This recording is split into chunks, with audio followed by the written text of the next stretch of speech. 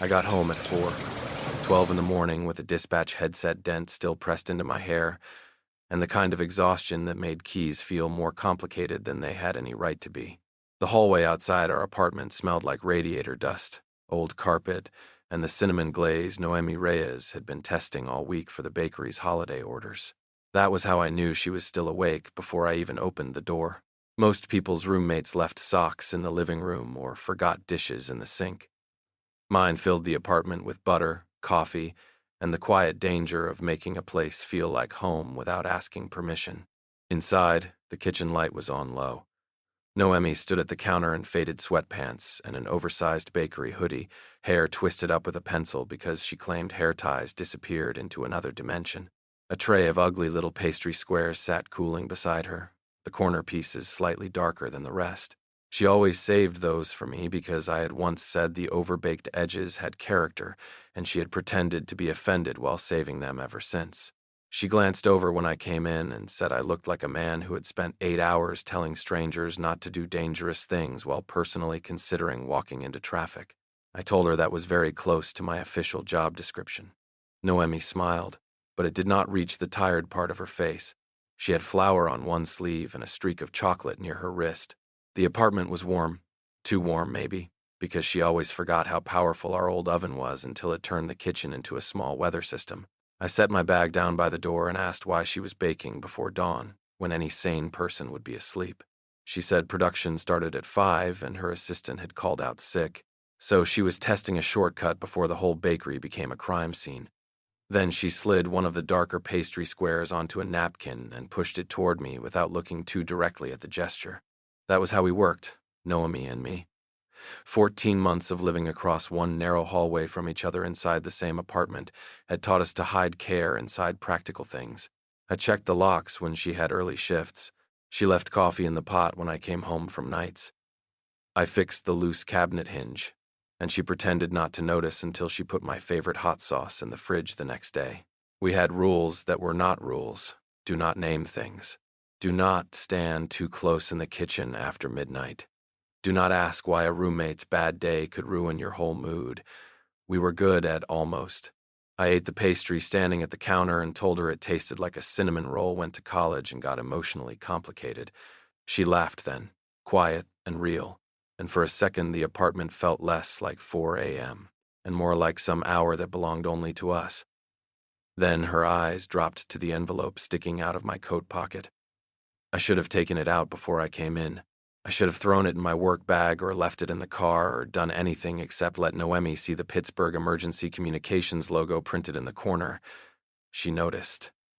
Of course, she noticed. Noemi noticed everything she claimed not to care about.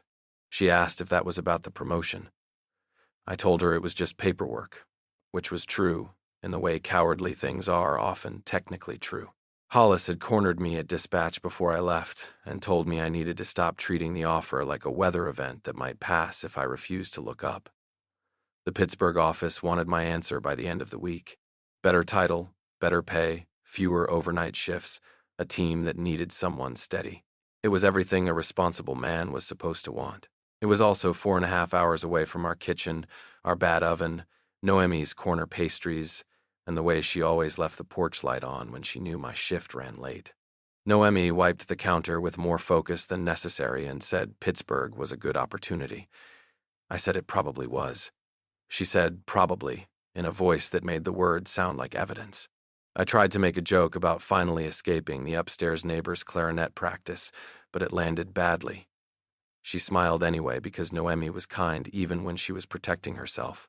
Then she turned back to the tray and said I should sleep before I started giving life advice to the toaster. I told her the toaster had made several poor choices recently. She told me that made 2 of us. I should have answered that.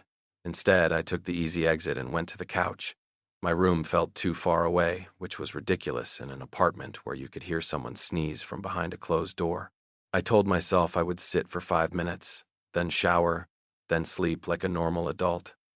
The living room was dim, except for the kitchen light spilling across the floor. Noemi moved quietly behind me, stacking pans, rinsing bowls, humming under her breath the way she did when she was trying not to think. I leaned back, closed my eyes, and let the apartment sounds blur around me. I did not fall asleep completely. That mattered later. I drifted into that half place where the body shuts down before the mind agrees. I heard Noemi turn off the oven. I heard the faucet run.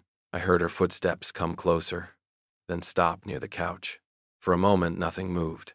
Then a blanket settled over me, soft and careful, pulled up to my shoulder with the kind of gentleness people use when they think they cannot be caught. I kept my eyes closed. I do not know why.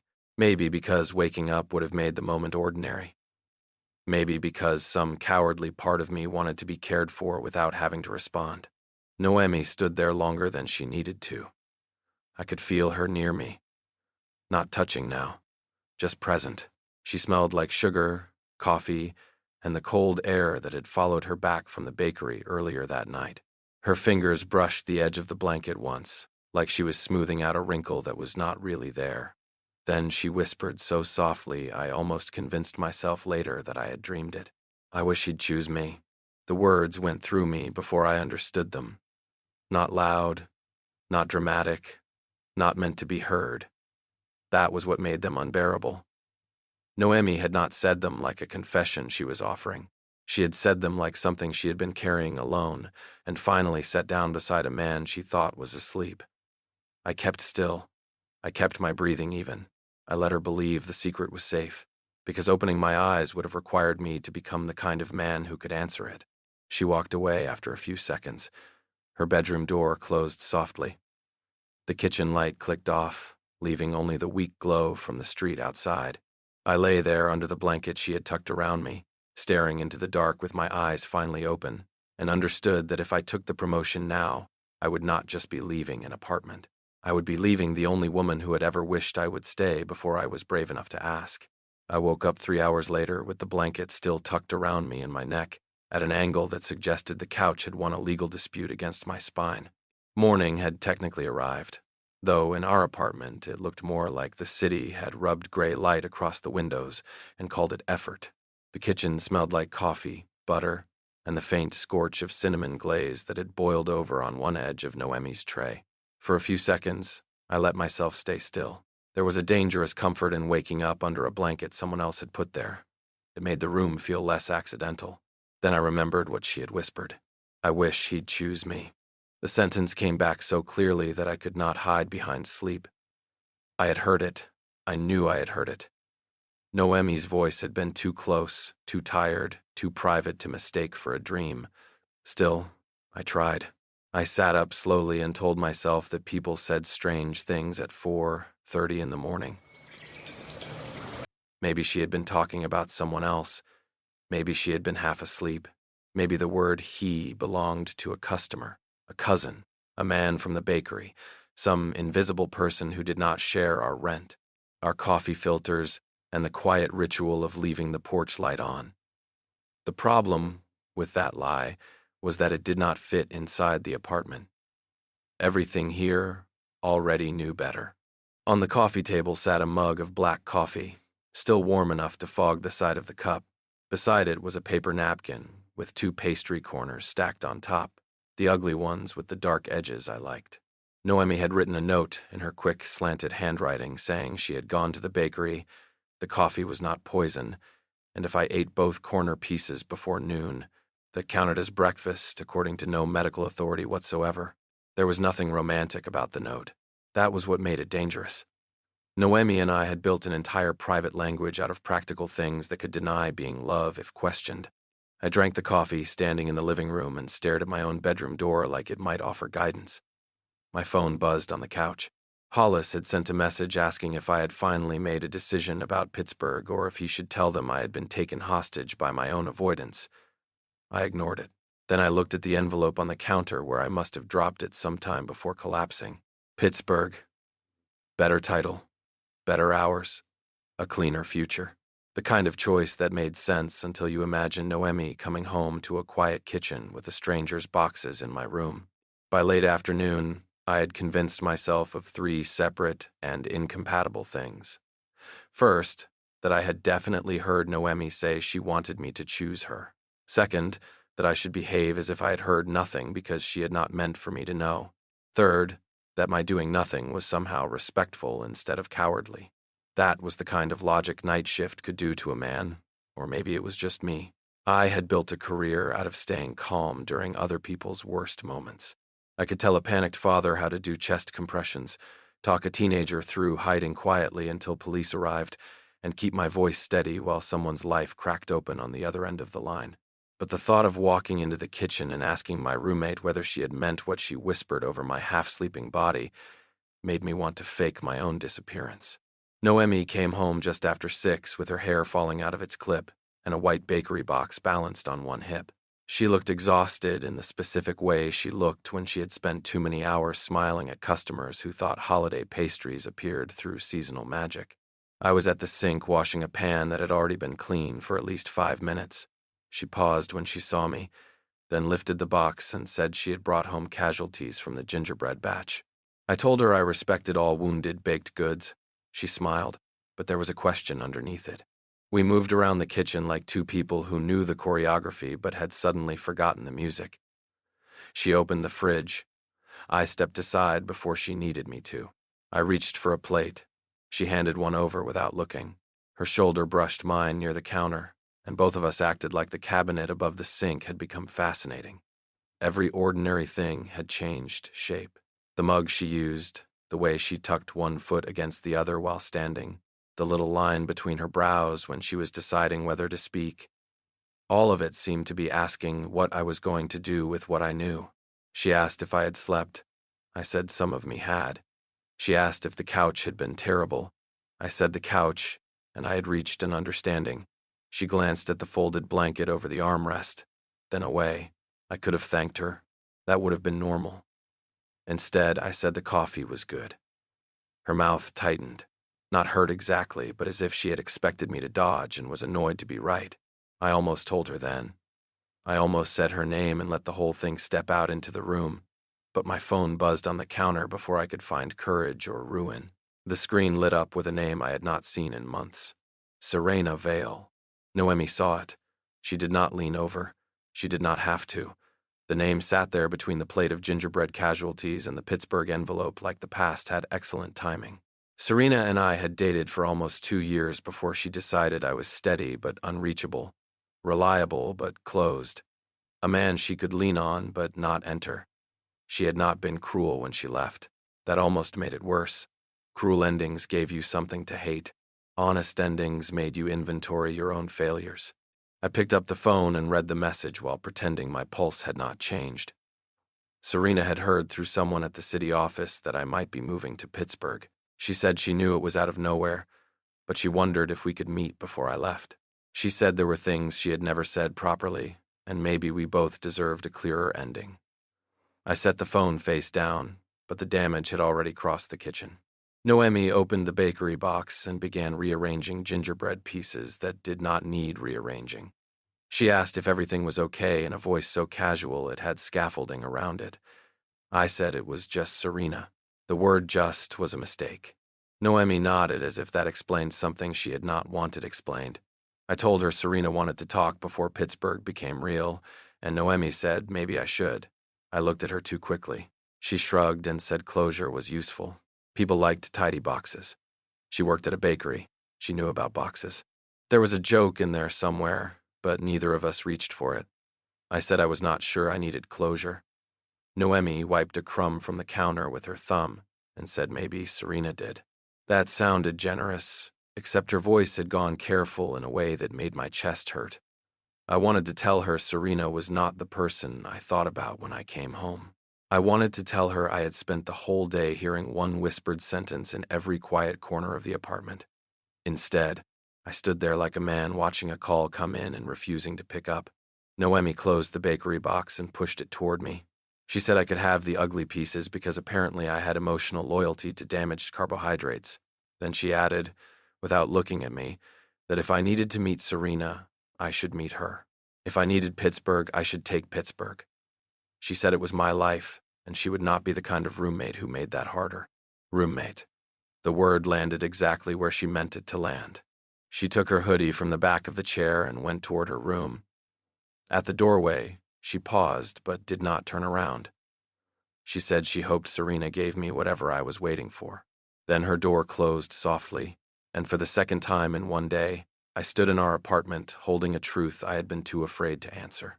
I met Serena the next afternoon at a coffee shop near Rittenhouse that had tiny tables, expensive plants, and music quiet enough to make every pause feel intentional. I picked the place because it was public, neutral, and far from our apartment, which was another way of saying I had chosen a battlefield with good espresso. Serena was already there when I arrived, sitting by the window in a camel coat with her hair pinned back and her hands folded around a white mug. She looked almost exactly the same, which felt unfair. Not because I wanted her to look worse, but because time had done that thing where it moved around a person without changing the outline you remembered. She stood when she saw me, and for one strange second my body remembered old habits before my heart could vote.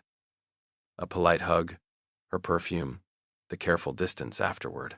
Serena had always been graceful in uncomfortable rooms. That was one of the reasons we had lasted as long as we did. She could make difficult conversations look elegant from the outside, even when they left bruises underneath. She smiled and said I looked tired. I told her night shifts had a strict policy against making men handsome.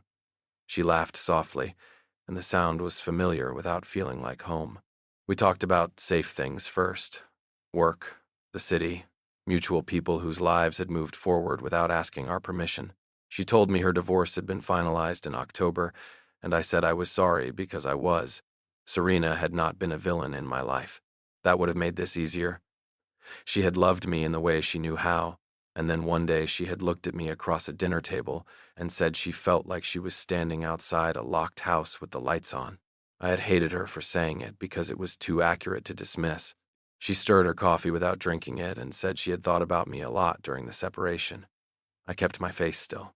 Years of dispatch had trained me not to react too quickly when someone put pressure into the line. She said I had always been steady, that when everything around her felt chaotic, she found herself remembering how calm I could be. She said I had a way of making emergencies feel survivable. A few years ago, that would have sounded like praise. Sitting there now, with Noemi's whispered sentence still living somewhere behind my ribs, it sounded like a job description. I asked why she wanted to meet. Serena looked out the window for a moment, watching pedestrians move through dirty snow at the curb. Then she said she owed me an apology for making it sound like my steadiness had been the problem. It had not been, she said. She had been young, impatient, hungry for something louder. I told her she had not been wrong about me being hard to reach. She looked back at me and said maybe not, but she had been wrong to treat safe like small. There was kindness in it. There was also timing. I could feel both. Serena asked about Pittsburgh, and I told her I had not decided. She nodded like the answer confirmed something. She said a fresh start might be good for me. Better hours, better title, a city where nobody already had a version of me stored away. Then she gave me a small, sad smile and said I had always been good at leaving before things got messy, even when I stayed in the room. That one landed. Not because Serena knew me better than anyone, but because she knew one old version of me well enough to name its posture. I looked down at my coffee and thought about Noemi standing in our kitchen, telling me I should meet Serena if I needed closure. I thought about the way she had said roommate, like she was putting a lock back on a door I had been too afraid to open. Pittsburgh had looked clean from a distance because it asked nothing emotional from me. Sign the papers. Pack the boxes. Accept the congratulations. Let people call it growth, while I avoided finding out whether the woman in my apartment had meant what she said when she thought I could not hear. Serena reached across the table and touched my wrist. Not long, not dramatically, just enough to pull me back. She said maybe this time I could choose a life before it chose for me. I looked at her hand, then gently moved mine back to my cup. She noticed. Serena was too perceptive not to. A little understanding passed over her face, mixed with something like disappointment and relief. She asked if there was someone.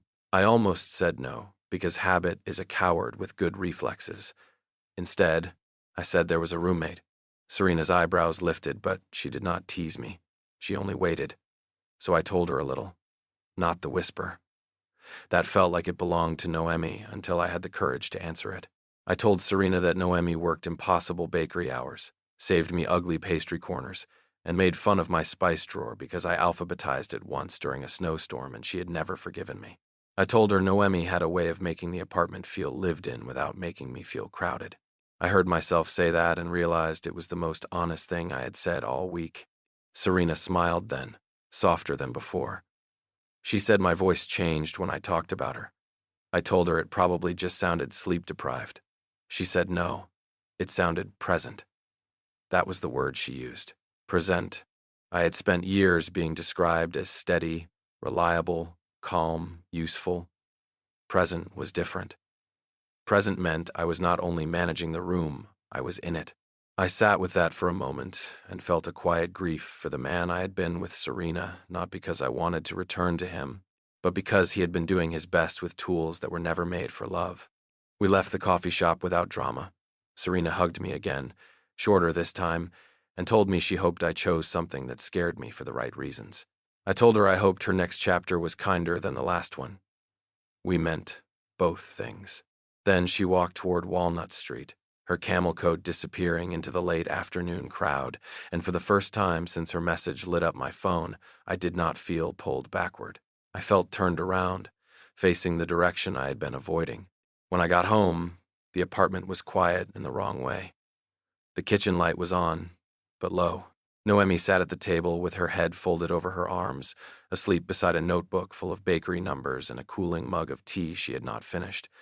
Her pencil had rolled near the edge of the table. One hand rested open beside it, flour still caught faintly in the lines of her palm. She looked younger asleep, not childish, just unguarded in a way she never allowed when awake. I stood there with my coat still on and felt the ache of wanting to be allowed to take care of her without turning it into a favor.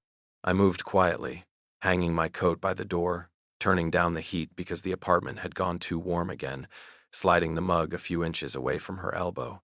On her laptop, open beside the notebook, a browser page glowed. I did not mean to look.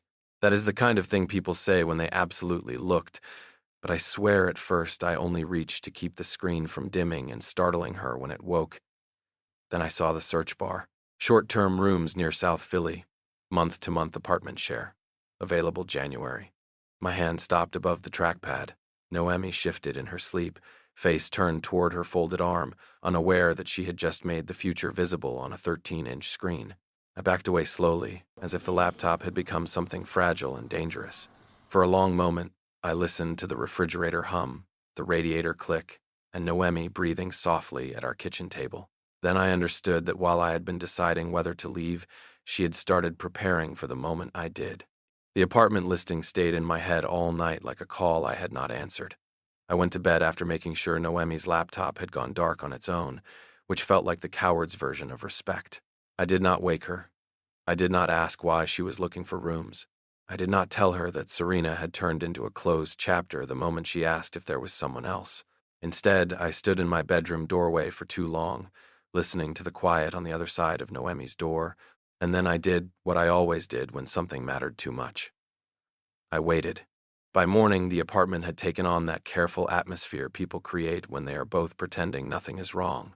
Noemi was already in the kitchen when I came out, tying the strings around a stack of bakery boxes with more precision than ribbon deserved. She had a pencil behind her ear, one sleeve pushed up, and her phone wedged between her shoulder and cheek while she told someone at the bakery that if they substituted margarine for butter one more time, she was going to haunt their dreams with dry croissants. She sounded normal. That made it worse. I poured coffee I did not want and asked if she had a minute. Noemi looked at me over the edge of the box in her hands. The phone call ended quickly after that.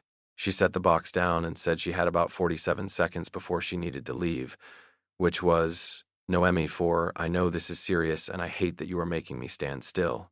I started badly. I asked if she was looking at apartment listings. Her face did not change much, but something in the room closed. She asked if I had gone through her laptop. I said no, too quickly, then corrected myself because the truth deserved better than panic. I told her I had seen the page when I moved her mug away from her elbow, and I knew that sounded like a guilty man choosing the best available version. She watched me for a moment, then nodded once. No shouting, no accusation, no relief either. She said yes, she had looked. She said if I was moving to Pittsburgh, She needed to know what her options were before rent, logistics, and feelings all arrived on the same day with knives. I hated how reasonable that sounded. I told her I had not decided yet. Noemi laughed once, but there was no humor in it. She said I kept saying that like not deciding paused the world for everyone else. I opened my mouth, then closed it because she was right, and I was tired of hearing true things from women I cared about. She told me she could handle me leaving if I would just say I was leaving. What she could not handle was living inside the maybe, cooking dinner beside a man who might disappear and calling that emotional maturity. I said Pittsburgh was complicated. Noemi untied one of the ribbons she had just tied and started over. She said it was not complicated from where she stood. It was a job offer, an old girlfriend, a roommate who had become inconveniently attached to a kitchen routine, and a man who seemed willing to let everyone guess instead of choosing out loud. The word attached landed and flushed color into her face before I could react. She looked down fast, angry at herself for giving that much away. I should have told her then that I knew. I should have said I heard her whisper by the couch, and I had spent every hour since trying to become brave enough to answer. The sentence rose in my throat and stopped there, because admitting I had heard her meant admitting I had let her walk around exposed while I hid behind silence. That was the part I had not been ready to face.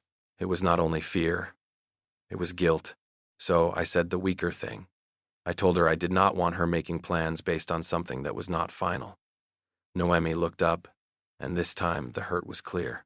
She said her whole problem was that nothing with me ever became final until someone else had already adjusted around it. I flinched, because there it was again. The exact pressure point Serena had named.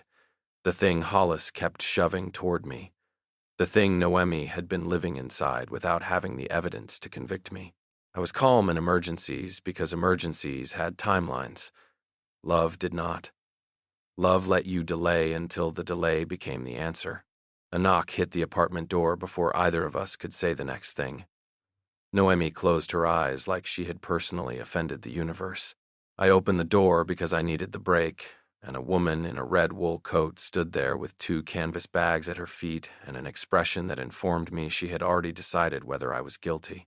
She was in her late 50s, compact, sharp-eyed, and carrying the smell of vanilla, cold air, and judgment. Noemi came up behind me and said, "Aunt Darla," in the tone people use when love arrives at the worst possible time. Darla Reyes stepped inside without waiting for a formal invitation, handed me one of the canvas bags, and said I must be Reese, the man with the alphabetized spices. I told her I had done that once during a storm. Darla said once was enough to reveal a soul. Noemi muttered that this was not a good time. Darla looked between us and said she had owned a bakery for 26 years, raised 3 stubborn nieces, and survived 2 husbands, so she could smell not a good time through drywall. Then she walked into our kitchen like it belonged to her and began unpacking bakery supplies. The next 20 minutes were a punishment disguised as normal life. Darla had brought emergency packaging, specialty flour, and a plastic container of something she called morale cookies. Noemi and I moved around her like actors in a play about roommates who had not been quietly breaking each other's hearts 5 minutes earlier. Darla asked me to reach the top shelf, then told Noemi I was tall in a useful but emotionally suspicious way. Noemi told her to stop narrating. Darla said she was not narrating. She was gathering evidence. I tried to help, because help was my native language. I stacked boxes, cleared counter space, washed a mixing bowl that had already been washed, and generally performed competence until Darla looked at me over her glasses and told me to sit down before I polished the sink off the wall. Noemi almost smiled. Almost. That almost hurt worse than nothing. When Darla finally left, she paused at the door with one hand on the frame. Noemi had gone to her room to grab another receipt packet, leaving me alone with her aunt for exactly the amount of time fate needed to become rude. Darla looked me over, not unkindly, but without softness. She said Noemi had spent too much of her life pretending she did not want more from people who were happy to give less. Then she added that a man who waited too long to choose should not be surprised when the woman chose peace. I had no defense ready. Maybe because she did not sound angry. She sounded tired of watching someone she loved stand near a closed door. Noemi came back before I could answer, and Darla kissed her cheek, took one empty canvas bag, and left the apartment quieter than she had found it. The door shut. Noemi and I stood in the kitchen with the bakery boxes between us, both of us aware that her aunt's sentence had not disappeared with her. Noemi picked up her keys and said she needed to go. I asked if we could finish talking later. She looked at me for a long second and said we kept doing that too. Later. Then she left, and I stood in the kitchen she had warmed, staring at the chair where she had fallen asleep the night before, understanding that later was starting to sound like another word for never. By the time I got to dispatch that evening, I had slept badly enough to make the fluorescent lights feel personal. The room had its usual controlled hum, low voices, ringing lines, keyboards, supervisors moving behind stations with coffee in their hands, and emergency in their posture. I knew that room. I knew how to become useful there. Give me a caller who could not breathe, a teenager hiding in a locked bathroom, a man standing outside a burning house screaming that his dog was inside, and I could find the right voice. Not perfect, never perfect, but steady enough to hold someone until help arrived. The tragedy was that I could do that for strangers, and still not know how to walk back into my own kitchen and tell Noemi Reyes that I wanted her to be my home. Hollis Keene found me near the break room vending machine, staring at a packet of crackers like it had offered me a life plan. He had worked beside me long enough to know when my calm was professional and when it was structural damage with good posture. He asked if Pittsburgh had called again. I said not yet. He asked if Noemi knew I was still pretending the decision was about career growth. I looked at him then, and he lifted both hands as if the truth had attacked him first. Hollis had the unfair gift of sounding casual while stepping directly on the bruise. I told him Noemi was looking at apartment listings. That stopped his joke before it formed. We sat in the break room with bad coffee between us, and for once I did not organize the story into something manageable. I told him about Serena, about the meeting, about how hearing her call me steady had made me realize how tired I was of being someone's shelter after the storm instead of someone's choice in clear weather. I told him about Darla's warning, the kitchen argument. The way Noemi said later, like she already knew later, was where I put things I was afraid to touch. Hollis listened with the patience of a man used to hearing people confess things only after they had made them harder. Then he asked what I wanted, not what made sense, not what the promotion offered, not what would be easiest to explain, what I wanted. I hated him a little for that, because the answer was embarrassingly immediate. I wanted Noemi coming home before dawn and making too much noise with baking sheets. I wanted her insulting my spice drawer. I wanted her corner pastry pieces and her tired laugh and the porch light she claimed she left on for safety even when I knew she checked the time of my shift. I wanted the apartment with all its bad plumbing and too warm kitchen because she was in it. I wanted to stop being her roommate by accident and start being the man who chose her on purpose. Hollis nodded like I had finally said something obvious. Then he told me I was treating emotional honesty like a crisis call, as if I could manage it from a distance, gather information, keep my voice calm, and wait until someone else arrived on scene. He said nobody was coming. That was the part I kept missing. If I wanted Noemi to know she was chosen, I had to be the one to show up, not as a supervisor, not as a responsible adult with a 5-point plan, but as the man who had heard her heart break in a whisper and then made her carry the silence alone. I left work 2 hours early, which for me was nearly reckless. I told Hollis he was in charge, and he told me not to come back until I had done something emotionally inconvenient. The drive home felt longer than it was. Every red light gave me another chance to rehearse, and every rehearsal sounded worse than the last. I am sorry I heard you sounded like an accusation. I want you to sounded too small for what I had done. Please do not leave sounded selfish unless I could say what I was offering besides fear. By the time I reached the apartment, I had no perfect sentence, which was probably why I finally unlocked the door.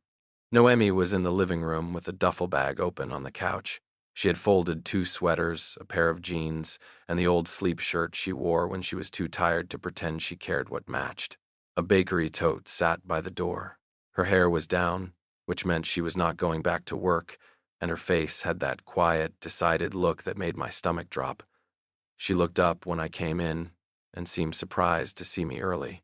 I asked if she was leaving, though the answer was right there between us, with a zipper half open. She said she was going to Darla's for the weekend to clear her head. Her voice was careful, not cold. Careful was worse. Careful meant she had already done the crying somewhere I had not been brave enough to follow. I set my keys down slowly and told her we needed to talk before she went. Noemi kept folding the sweater in her hands, smoothing the same sleeve twice. She said we had talked. I said we had circled the thing and called it talking. That earned me a small, tired look. She said I had discovered metaphors, which was dangerous for a man who alphabetized cumin. I almost smiled because she almost let me. Then the moment closed again. I told her I did not want Pittsburgh if Pittsburgh was only a clean way to avoid saying what I wanted here. She asked what I wanted here. There it was.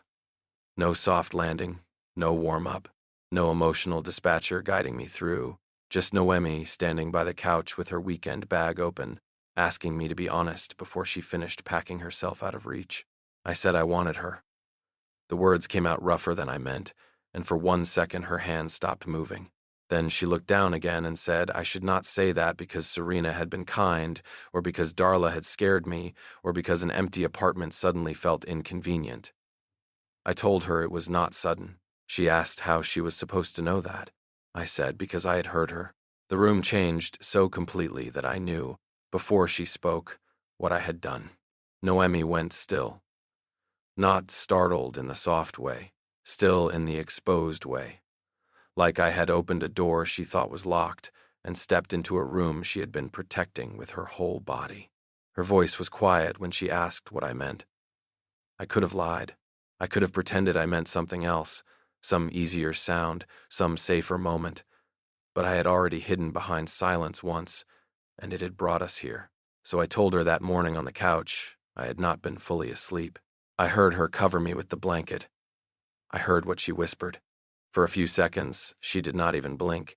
Then color moved into her face and disappeared just as fast. She turned away from me and zipped the duffel bag with hands that were too controlled. I said her name, but she shook her head once. She said I had known. I told her I was scared. She said she had been scared too, but she had at least thought she was alone with it. The pain in that sentence made me step toward her, and the way she stepped back stopped me harder than a shout would have.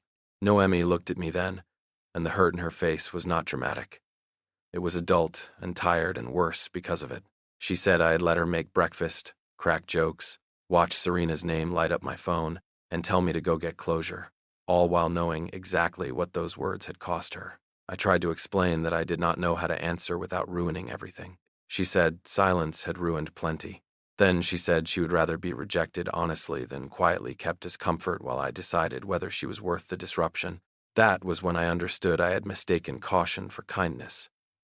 I had thought I was protecting her by waiting until I knew how to speak. What I had really protected was my own fear. Noemi picked up her tote, then the duffel, and moved toward the door. I told her I was choosing her now. She stopped with her hand on the knob, but she did not turn around.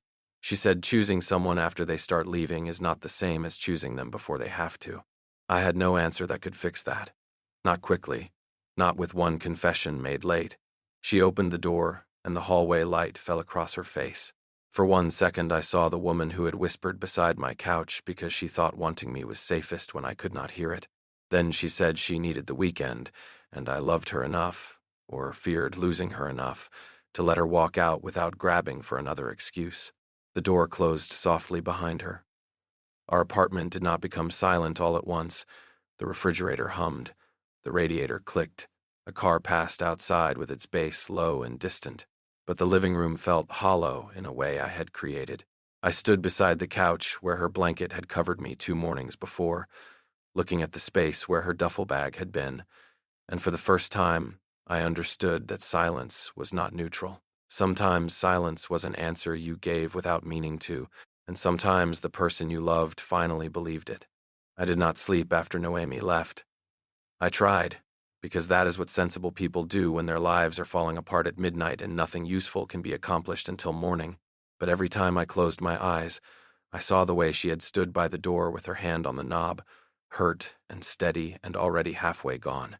The apartment kept making its normal sounds, and that was almost insulting. The radiator clicked. The refrigerator hummed. A pipe knocked somewhere behind the wall. Everything went on as if the woman who made the place feel alive had not just carried a weekend bag out of it because I had waited too long to become honest. Around 3 in the morning, I got up and made coffee I did not want. Noemi's mug was still in the cabinet, the blue one with the tiny chip near the handle that she said gave it personality. Her bakery hoodie was missing from the chair where she usually threw it, and that empty chair did more damage than any dramatic goodbye could have. I cleaned the kitchen because my hands needed work, but this time I knew better than to pretend cleaning was the same as fixing. I washed the pans, wiped the counter, folded the blanket she had placed over me 2 mornings earlier, and left it on the couch instead of hiding it away. I wanted the apartment ready for a conversation, not staged like an apology. At 6, I called the Pittsburgh office. The director sounded surprised to hear from me so early, though in my line of work, early and late had lost most of their legal meaning.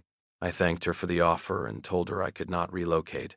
She started to say she understood, but I interrupted before I could turn the choice into a polite disappearing act. I asked if there was any version of the leadership role that could be done from Philadelphia, with periodic travel instead of a move. It was not a grand romantic sacrifice.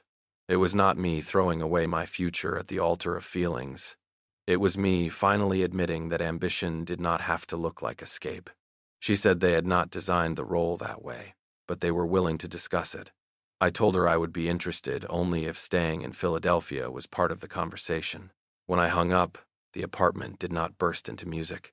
Noemi did not appear in the doorway, impressed by my emotional growth. I stood alone in the kitchen with cold coffee and understood that choosing not to run was only the beginning. It did not erase the fact that I had heard her heart and let her think it had gone unanswered. Darla's bakery opened at 7, but the production lights were on by 6:30. I found it in a narrow storefront with fogged windows, stacked bread racks, and a hand-painted sign that looked older than half the neighborhood. Inside, Darla Reyes stood behind the counter in a flour-dusted apron, sliding rolls into a display case like she had been expecting me specifically and was disappointed I had not arrived with more courage. She looked me over once and said Noemi was in the back, but if I had come to make another careful speech, I should save everyone the electricity and go home. I told her I was done being careful. Darla studied me for a second, then stepped aside and said that was either promising or how men started fires. Noemi was at a metal prep table in the back, shaping dough with both hands. Her hair was tied low at her neck, and she wore an old black t-shirt under her apron. She looked tired, but not broken. That mattered. Noemi was not a woman waiting around for me to repair her. She had come here because she knew how to protect herself, and if I loved her, I had to respect that even while asking for the chance to do better. She saw me and stopped pressing her palms into the dough. For a moment, neither of us moved. The bakery smelled like yeast, sugar, and morning. I told her I had declined the move. Her face changed, but she guarded it quickly. She said I should not do that because of guilt. I said I did not. I told her I had asked about a version that kept me in Philadelphia because I wanted my future to include the life I was already building, not the cleanest exit from it. Then I took a breath and made myself say the harder part. I told her I had heard her because I was awake enough to know, and I stayed silent because I was scared. Not confused. Not respectful. Scared. I had been terrified that if I opened my eyes, I would have to believe someone wanted me before I had earned it with usefulness, steadiness, or perfect timing. Noemi looked down at the dough. Her hands were still dusted with flour. She said quietly that I had made her feel foolish. I told her I knew, and I was sorry in a way that did not ask her to comfort me for it. I said I had spent years being the person people returned to when they needed calm, but I did not know what to do when someone wanted me in the quiet, before the emergency, before the proof. Then I told her what I should have said in our kitchen. I did not want her as my roommate by accident. I wanted coffee after night shifts, burnt pastry corners, arguments about spices, porch lights, bad mornings, good mornings, and the right to choose her where she could hear it. Noemi's eyes filled, but she did not come to me right away. I was grateful for that, strange as it sounds. Quick forgiveness would have made the pain too tidy. She wiped her wrist across her cheek and told me she could not be another place I came home to only because leaving got complicated. I told her she was not a place. She was Noemi. She was the woman who made the ugly pieces worth saving, who knew when I was tired before I said it, who made me want to stop sounding calm and start being honest. I told her I was choosing her, but I understood if she needed time to believe the choice was more than fear wearing a better coat. Darla made a loud noise somewhere near the front that sounded suspiciously like a tray being set down with moral emphasis. Noemi closed her eyes and laughed once through the tears, and that small laugh felt like air entering a room that had been sealed too long. She said her aunt was absolutely listening. I said I assumed the whole bakery was a surveillance state. That got me a real look from her, tired and tender despite herself. Then she untied her apron, folded it over the edge of the table, and said she was not ready to pretend everything was fixed. I told her I was not asking her to. She nodded toward the front door and said she was willing to walk home. We walked back through cold morning light with a paper bag of rolls Darla had shoved into my hands and a warning that I was still on probation. Noemi kept her hands in her coat pockets at first. Halfway down the block, her shoulder brushed mine and stayed close. We talked about small things because the big thing was walking with us. The bakery schedule, Hollis being too smug, Pittsburgh becoming a conversation instead of an escape. At the corner, Noemi said she did not want to move out if staying did not mean swallowing her feelings to keep the peace. I told her the peace had been overrated. Back in the apartment, nothing magical had changed. The same couch sat crooked near the window. The same too-warm kitchen held the same chipped mugs and badly organized drawer she kept threatening to fix. But when Noemi set the rolls on the counter, she did not retreat to her room.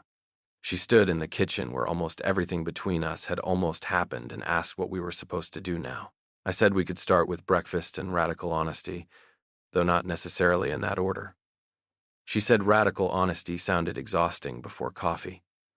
I told her I chose her before coffee, which proved seriousness. She looked at me for a long moment.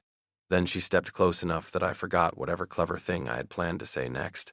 Her hand touched the front of my shirt, light but certain, and she said she had wanted me to choose her, not rescue her from leaving.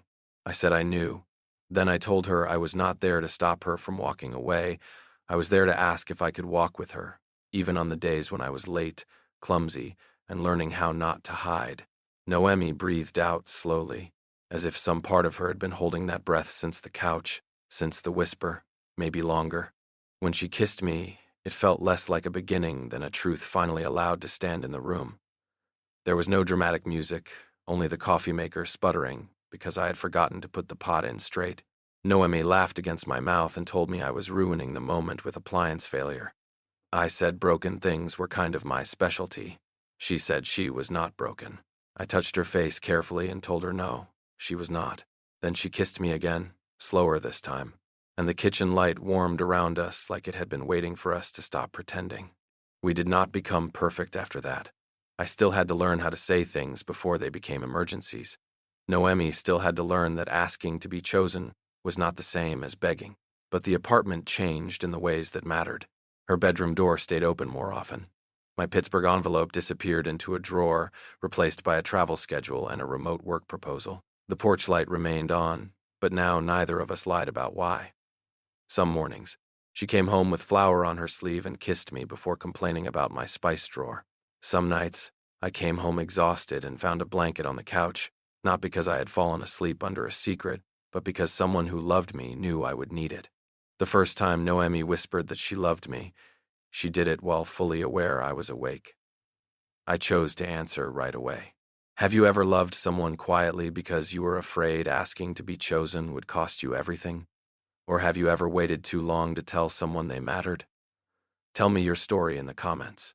If this story reminded you of someone you should be honest with, leave a like, subscribe, and I'll see you in the next story.